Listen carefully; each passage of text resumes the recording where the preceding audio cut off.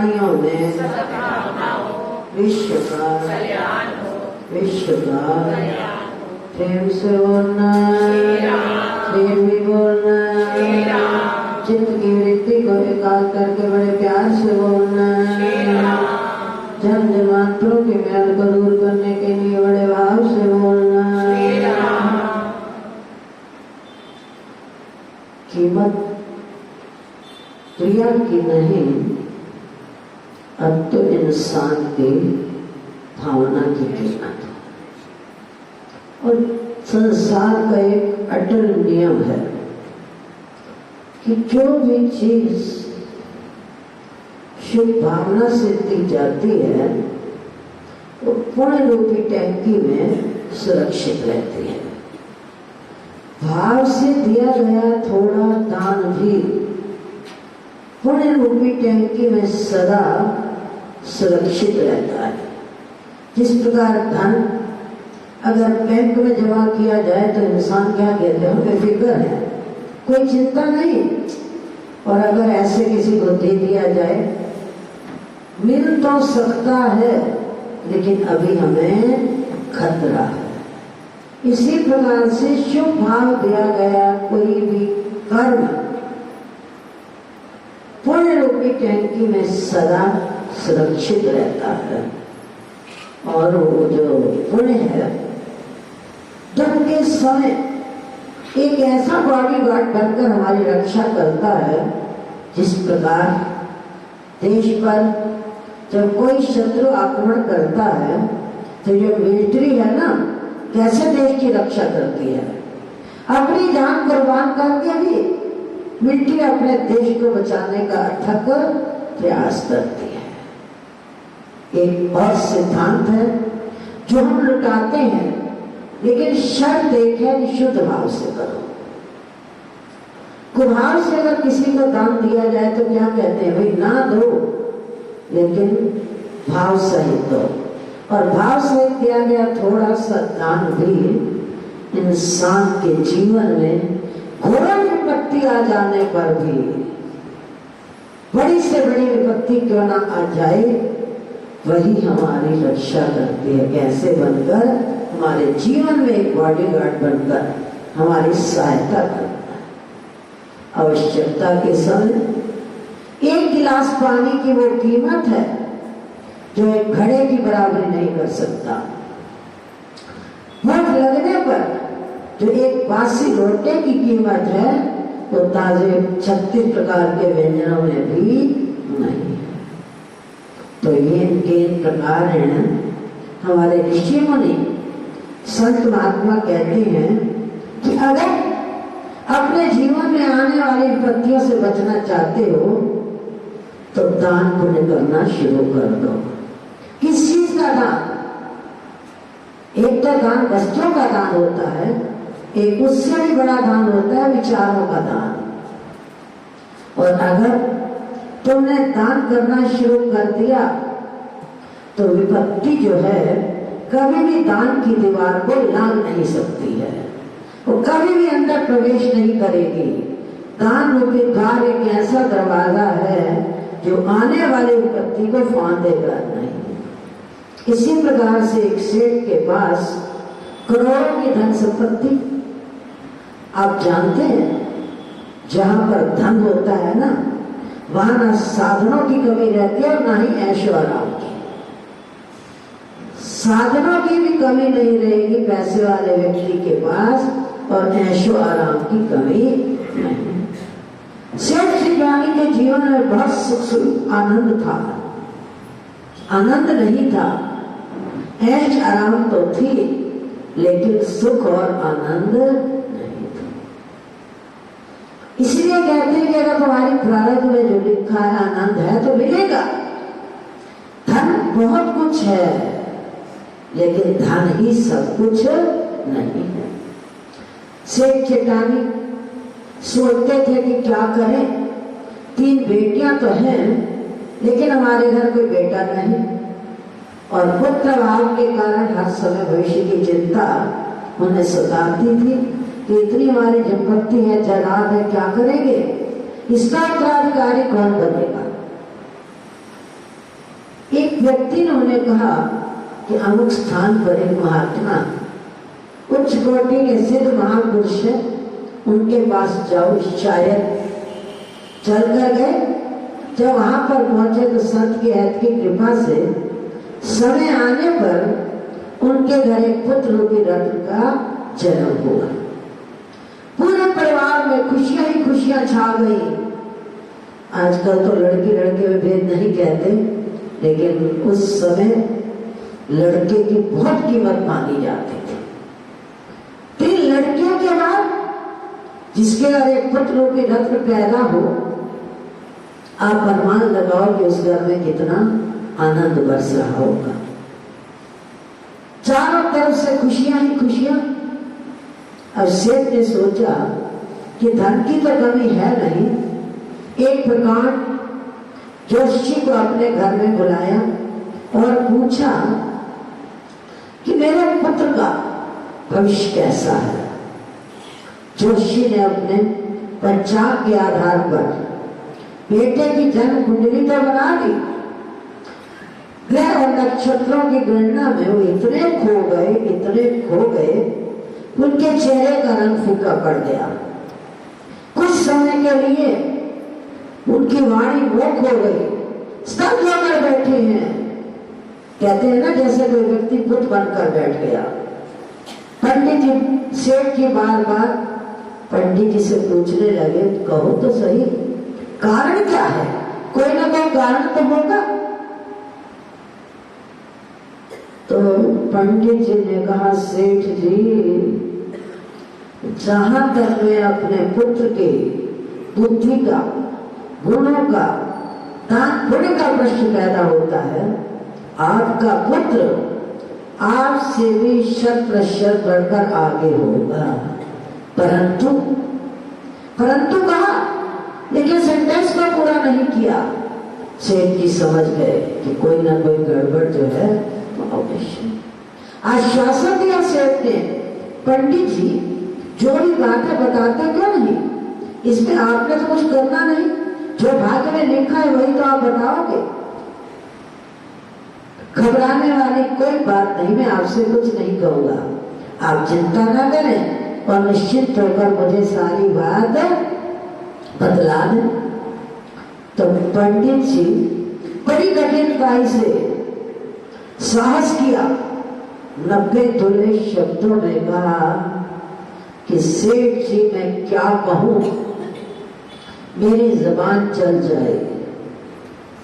इसकी कुंडली में मैं बड़ा भयंकर एक घातक योग देख रहा हूं, और जिस दिन इसका विवाह होगा उसी रात को एक भयंकर विष्टर साथ पाएगा और तुम्हारे पुत्र का जीवित रहना जो है वो बहुत ही कठिन। सेठ की सारी खुशियां उसी क्षण गम में बदल गई। इतना गहरा आघात पहुंचा कि सेठ मूर्छित होकर धड़ाम से पृथ्वी पर गिर पड़ा। सेठानी ने देखा, पंडित से पूछा, क्या हुआ, क्या कह दिया तुमने पतिदेव को? अब पंडित जी भी कुछ क्षणों के लिए घबरा गए। पुनः जल चरणामृत दिया सेठ जी को। जब उनकी आंख खुली, होश आया, तो सेठ जी ने कहा, इस बात को तो हम भी जानते हैं कि सुनो भरत भागी प्रबल, तिलक कहे मुनिनाथ, हानि लाभ जीवन मरण और यश अपयश विधि। इन 6 चीजों की जो बात डोर है ना, प्रकृति के हाथ में है। हम चाहें कि जन्म या मरण हमारे हाथ में हो, कोई नहीं समझ सकता। इंसान व्यापार करता है लाभ के उद्देश्य से, पहले पड़ता है हानि और यश और अपयश। ये भी अपने हाथ की चीज नहीं है। कोई व्यक्ति थोड़ा करते उन्हें यश बहुत मिलता है, और कोई अधिक करने के बाद भी यश के पात्र नहीं बनते। जोशी ने बड़े गंभीर दुखित शब्दों में कहा कि सेठ जी, ये बात तो आपने अक्षरशः सत्य की है, लेकिन फिर जब लेकिन शब्द कहते हैं तो फिर सेठ का हृदय घबराने लगा। लेकिन जोशी ने कहा, आप जानते हैं एक बात को, वर्षा का रोकना हमारे हाथ में नहीं है।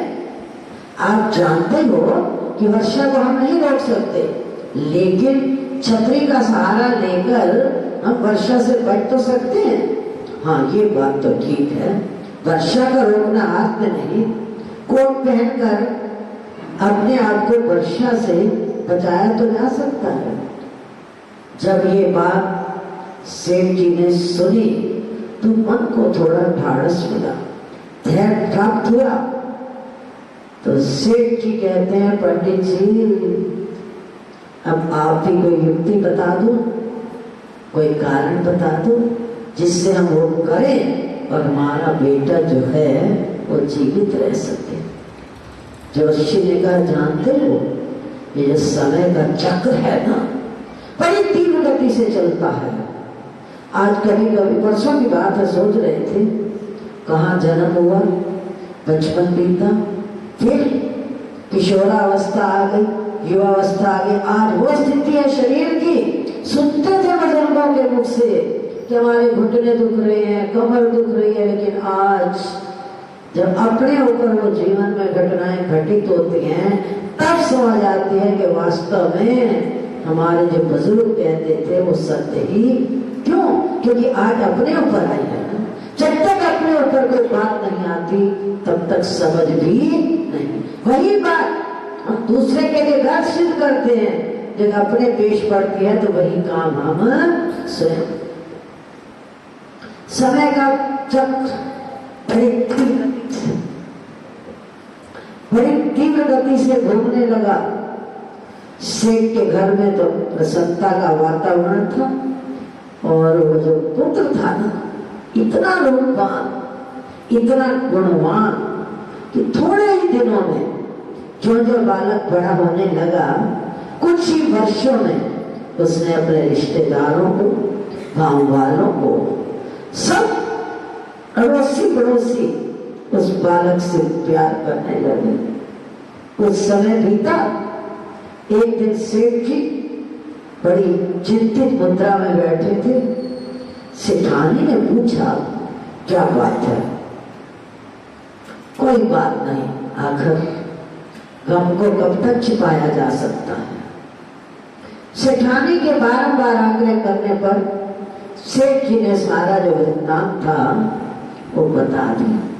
पहले बताया था, लेकिन सेठानी खुशी में बोल चुकी थी कि वो जोशी ने भी कहा था। सेठानी ने कहा, बालक जवान हो रहा है, प्रसन्नता की अपेक्षा चेहरे पर इतने गम, इतना दुख, उदासी चेहरा, गंभीर चेहरा, कोई कारण तो होगा। तो सेठ ने कहा, क्या कहूं? ऐसे ऐसे जोशी ने कहा, तो कह रही है विवाह की खुशियां, लेकिन मेरा दिमाग चकरा रहा है। क्या किसी लड़की का जीवन खराब करूं? मैं ऐसा कार्य नहीं करूंगा। सेठानी ने पूछा, ये तो बहुत अच्छा विचार है आपका, लेकिन ये तो बताओ कि जोशी ने ये कहा था कि इसका विवाह का योग है? उसने कहा हाँ है। तो सेठानी कहती, आप चिंता न करो, मैं उसी संत के पास जाती हूँ। भूल गई इतने वर्ष। यह स्थिति उस सेठानी की नहीं, अब तो संसार के अधिकांश प्राणियों की यही स्थिति है। यही बात तो भगवान ने कर्ण से कही थी कि कर्ण, जब इंसान किसी से कर्ज लेता है ना, तो जितना दीन कर्ज लेते समय होता है, देते समय उसकी दीनता राम नाम सत्य। लेते समय बड़े दीन होते हैं, और जब कर्ज चुकाना पड़ता है तो सब कुछ भूल जाते हैं। आज यही स्थिति सेठानी की थी। याद आ गया, हमने तो बहुत बड़ी भूल की।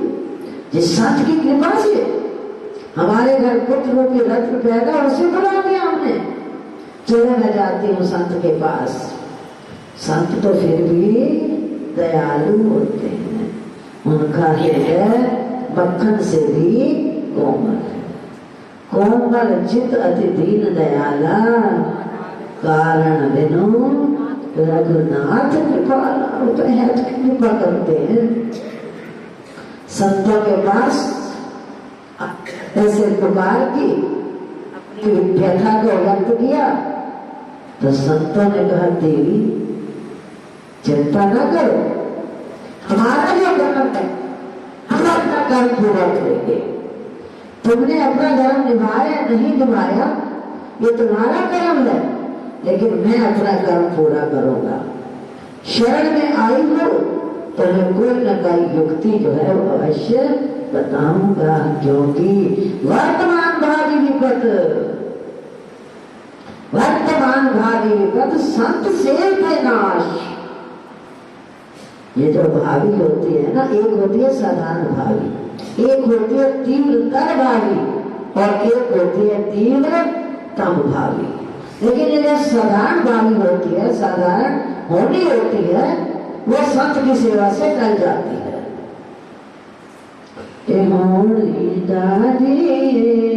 हर एक ते आ जाए, होनी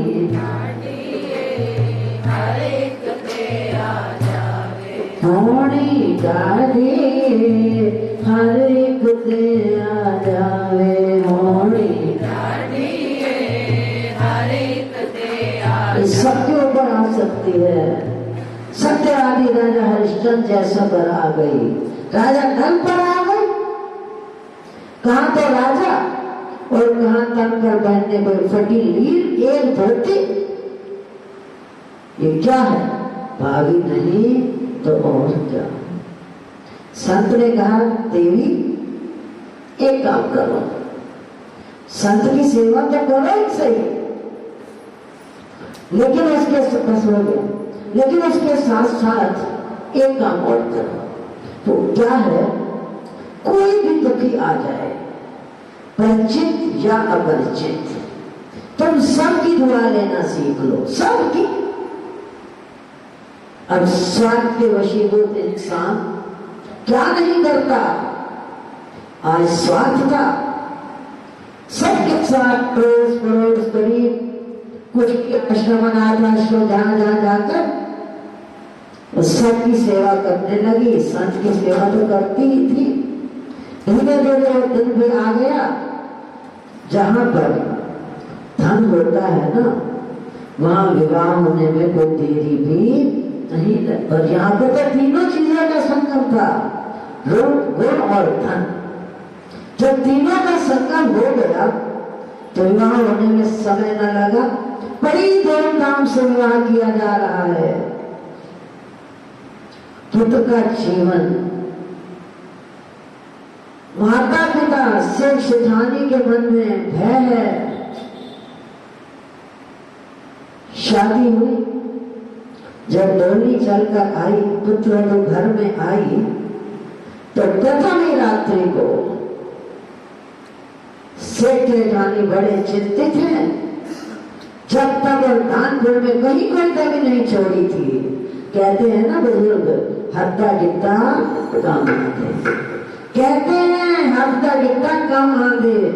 इसलिए भावना सहित शुभ कर्म करते रहो, लेकिन उसमें भावना का होना जो है वो बहुत आवश्यक है। मध्य रात, पहली रात 12 बजे के समय बाहर से किसी के रोने की भयंकर आवाज आने लगी। तो जब नववधू ने उस आवाज को सुना, उसका हृदय करुणा से द्रवित हो गया। खिड़की झांक कर देखा, पहले तो कोई बहू आए, पहली पहली रात दरवाजा खोलना पड़े, डर लगता है।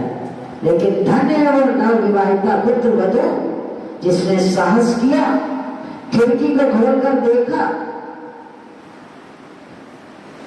तो जो ही खिड़की को खोलकर देखा, एक नवजात स्त्री ने एक शिशु को वहीं पर जन्म दिया है। न उसका पति, न माता पिता, न भाई, न बहन।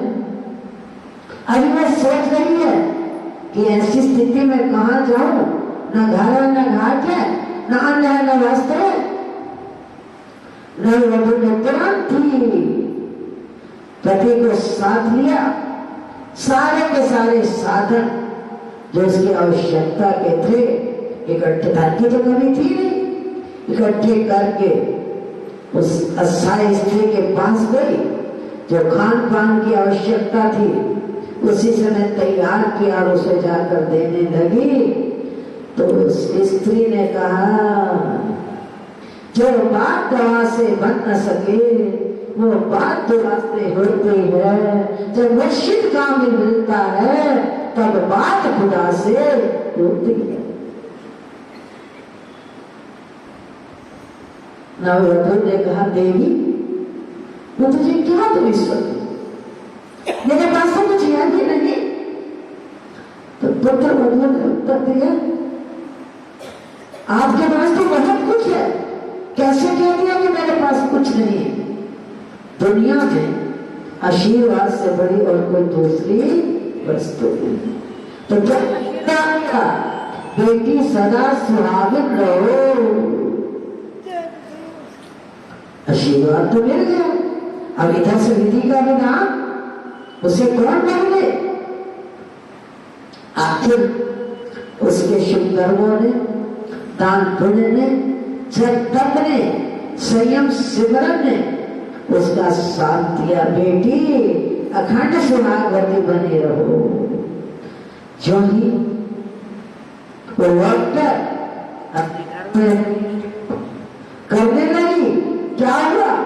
एक दुष्कर सर्प आ रहा था, भयंकर दुष्कर सर्प गाल मारने लगा। उसे कुछ पता नहीं, जब इसने द्वार बंद किया तो साल वहीं पर कटकर राम नाम सत्य हो गया। किसने रक्षा की? प्रकृति ने। कुदरत साथ देती है, अपने हाथों से हिंसा भी नहीं हुई और प्रकृति ने उसके उस कर्म को भी टाल दिया। क्योंकि वर्तमान भावी विपद संत सेवते नाश।